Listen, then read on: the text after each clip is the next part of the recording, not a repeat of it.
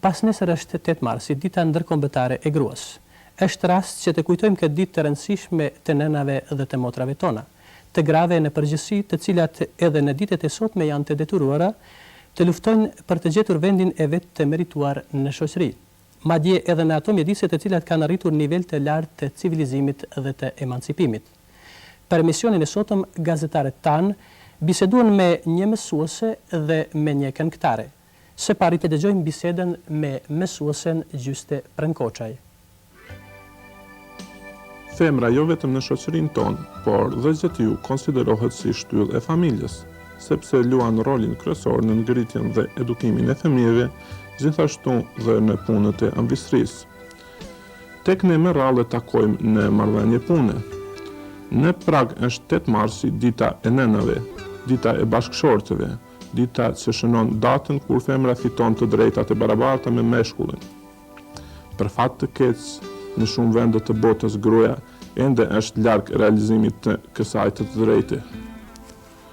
Për pozitën e femrës në shoqërinë tonë, për statusin e saj dhe se çka paraqet për të 8 marsi, bisedojmë me Gjyste Prënkoçaj, tash 29 vjet është mësuese në fshatrat e Malësisë. Zonja Prënkoçaj është bashkëshorte, nën, anvise dhe mësuese.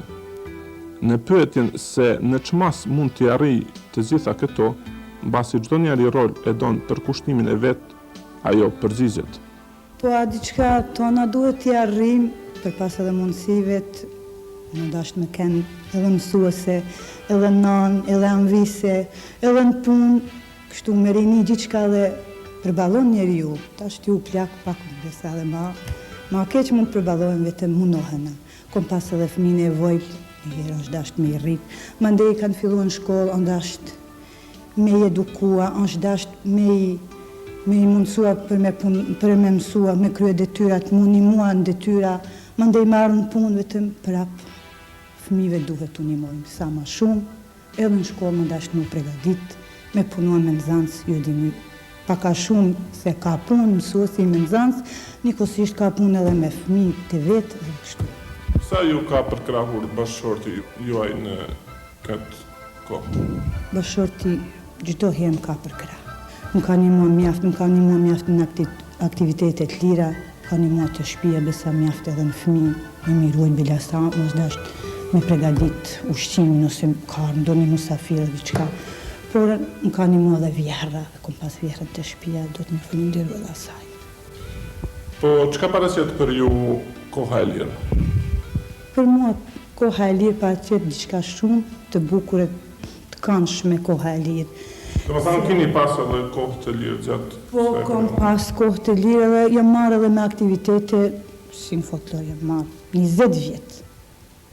Që ishtë 20 vjeçarja kom nisë me kënua kështu për shoqënina tona, deri në 40 vjet jam kënë aktiviste.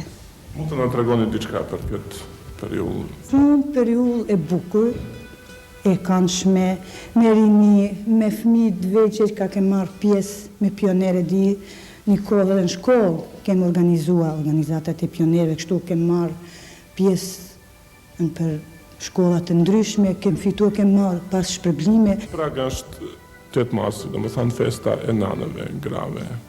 Mund të na thoni diçka, çka paraqet kjo festë për ju?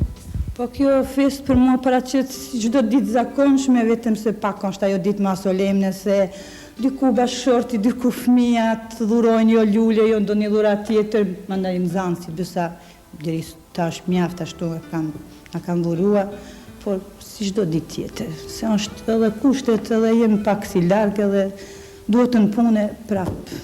S'mund të them tjetër për këtë ditë. Po edhe thomë se është ajo ditë se i kemë marrë drejtat si mashkujt për shembull, po prap pozita e nanës është në vend tanë ashtu. Pozitën nuk e ka bash si dikun në shtetet perëndimit, por edhe këtu mundohen sa ma shumë me pas pozitën ajo si çlypet me pas me të drejta, me vendet punës, me to.